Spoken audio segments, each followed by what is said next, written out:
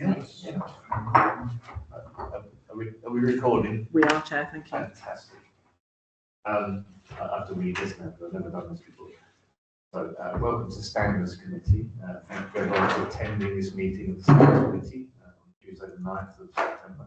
The meeting is being recorded and will be uploaded later simply because governments are holding a live stream with themselves.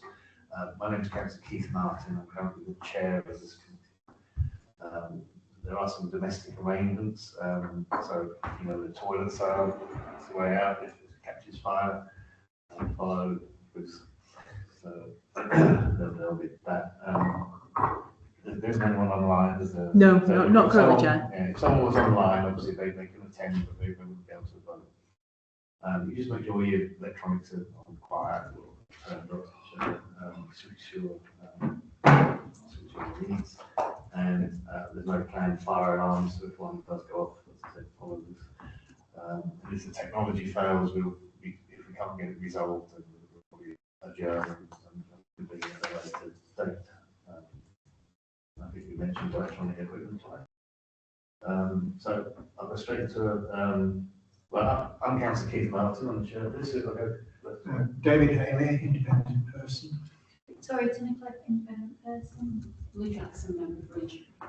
Chris Maxwell, the Dale East. Ruth Wilmington, Democratic Services. Alex Jackson, Legal Services Team Leader. Any, we've got apologies for absence. Yes, thank you, Chair. We have apologies from Councillor Rainsbury. We've not heard from Councillor Lewis. No other apologies. Okay, any declarations of interest? Obviously, we know the format declarations of interest. If anything catches you on this, and you do have time to sort of acknowledge it in the future, but if you know straight away, then we'd like to now, if there's anything on the agenda now that you want to declare that may have an influence, do so, or have a whole piece.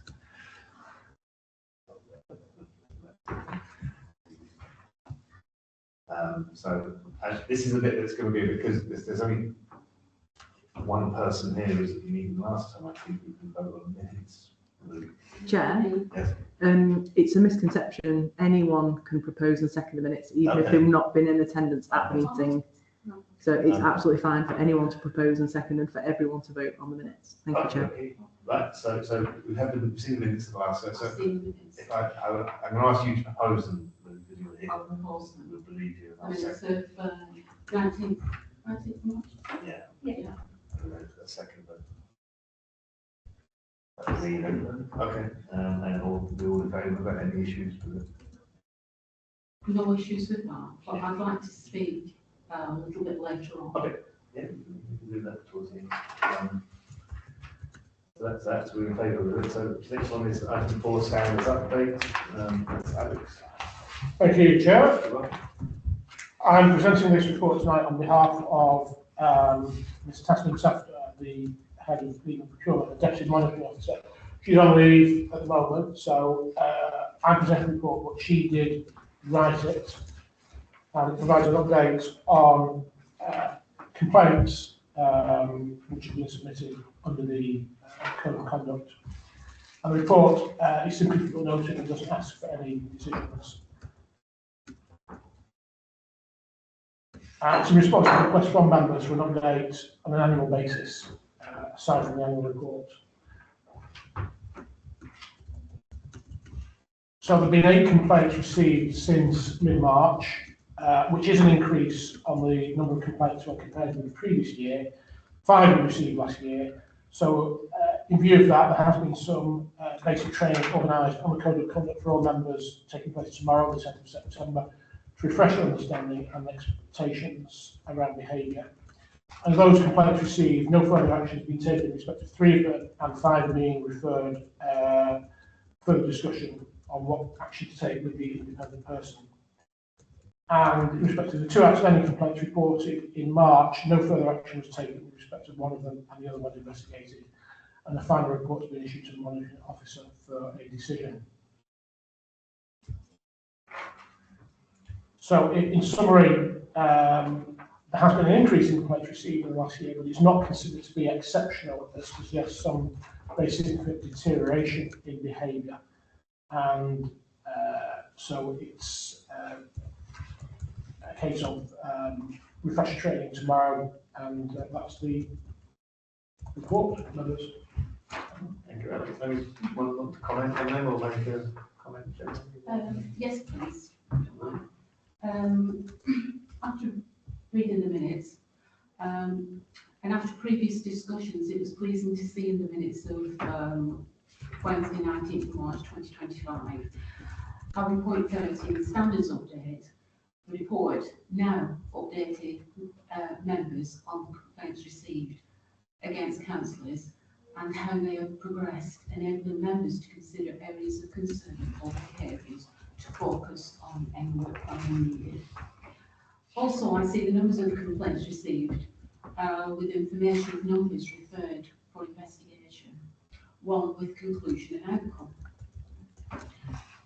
We'd also see that as of 19th of March, 5 complaints have been received, 1 have been referred for investigation, 3 have recently been received, 2 of these were still being reviewed, 1 have been referred for investigation. Specifics of the nature of the complaints highlighted council equality issues were recorded, and this is to be welcomed. In conjunction with member training and development, who agreed mandatory equality and diversity training to comply with the Equality Act of 2010, the Deputy Monitoring Officer indicated that mandatory training for all members will be held commencing March 24th, 25. I would like to thank the Deputy Monitoring Officer for her due diligence in this matter. 2 queries that I'd like to ask. Could I ask how the query to a mock standards hearing is progressing? And the next query is, and how the request for a review of the procedure of dealing with standards complaints is progressing, and when will the monitoring officer take this forward? As a robust complaints framework is essential to support standards and ethics, which might include direction, authority, objectives, recommendations, discipline, resources, with a timeline and timetable. This would enable a report in good time with conclusions to be produced for the benefit of the person who has had the courage to make a complaint and in good faith, and the alleged perpetrator. Thank you. Well, thank you, Chair. I actually don't have any updates on those 2 matters from Deputy Monitoring Officer, so what I'll do is take them back to her and ask that she provides an update on those 2 issues that you raised. Thank you, Mr. Johnson. Okay, I mean, I can just perhaps add something to that. Mr. Jackson probably isn't aware of this, but I did raise a question about the mock hearing a little while ago, and the reply which was given, which was, as I understood it, had been agreed between relevant members and officers, was that it had been decided not to hold the mock hearing unless and until there was an actual full standards hearing likely to be occurring, in which event the mock hearing would be held, and it was seen to be better for it to be held near to any prospective full actual standards hearing. So that was the reply which was given to me, and I did ask what had been happening to it. So, Mr. Jackson may not be aware of that, but that was the reply that was given. Yeah, because if the mock hearing was presented nearer to a time, that would be good because it would have refreshed everybody. Yes. So we would have forgotten. That was the what was in that was the rationale. Thank you. Yeah. I mean, it's quite a good segue actually, because obviously there was a notice of motion at council on the 16th of July this year. I'll read it. The public trust depends on clear standards, transparent decisions, and open governance. The Nolan principles define how those in public office should behave with integrity, accountability, and openness. That there is an established procedure for complaints about member behaviour already in place by the Monitoring Officer and the Standards Committee. And it says the council believes that the council is fully accountable to the public it serves.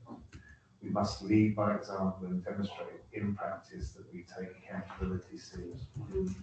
Ethical standards, transparency, and public engagement must be strengthened, not assumed. And the council resolved that to conduct itself in full openness, ensuring all decisions, actions, and information are accessible and explained clearly to the public.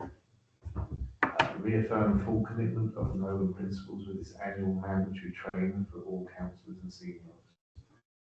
Require timely publication of all decisions, reports, and all permissible supporting information in an accessible format. Chief Executive is instructed to report to full council in 3 months with proposals to implement these commitments in full. Progress will be reviewed annually and published. And lastly, was require all political group leaders to publicly reaffirm their group's commitment to the Nolan principles and to pledge to publicly support the judgments of the Standard Committee and its independent members.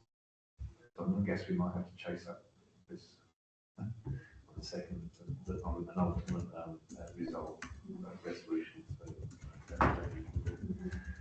So that's the motion. So I was going to bring that here for discussion. We've discussed it now, I suppose. So that's where we're looking at. Obviously, we need to chase up Chris to do his 3 months with it. And I suppose that when this report goes to council, doesn't it? I don't know. There'll be a general report, yeah. Yeah, so we can mention that there, so members are reminded that they did all agree and vote for this motion. So it was a unanimous decision introduced by Councillor Forshaw and Councillor Burrows. So that's where I am with that. So that's one of the things I want to look at and make sure we see that in place. Is there any comments on? That's another reason why we should have a robust complaints framework to work on the timelines. Okay. So I mean, obviously, this could start with the chief executive's report to full council. So we'll have discussion. So we'll write to him. Maybe he's with it. Yes. Is there any other comments? The only thing which I could say, because it's almost, if I don't say it, someone else might say it at some later stage. It was, I think, in 2022 that we were looking as the Standards Committee at the investigations and hearings procedure, and I think most of the members in question, I think, are no longer on the council, but there were 1 or 2 members that I think who possibly maybe as substitutes sort of floated in and out. So it's just in case someone picks this up and says, well, it's not that long since we've done that. But speaking from my own point of view, for what it's worth, because obviously Victoria and I both look at this document every time a case comes in, and I've noticed 1 or 2 places in it, and now isn't the time to identify those, but 1 or 2 places in it which I do feel can be improved, because I think we're dealing with a document which should be a bit more flexible, and so, from my own point of view, I think we're almost working around 1 or 2 aspects of the procedure rather than following it directly, because I don't think it quite reflects how we can deal with these cases in reality. So, if and when we do move to what you, Councillor Jackson, are suggesting, then I'm sure we can, Victoria and I can provide some assistance. That would be welcome, and I'd be happy to assist. Thank you. So yeah, so we'll contact the CEO with that, and with that as the start for any negotiations with any changes. I think that's all there is on the agenda. Any other comments? That's it. Okay. We normally have a end.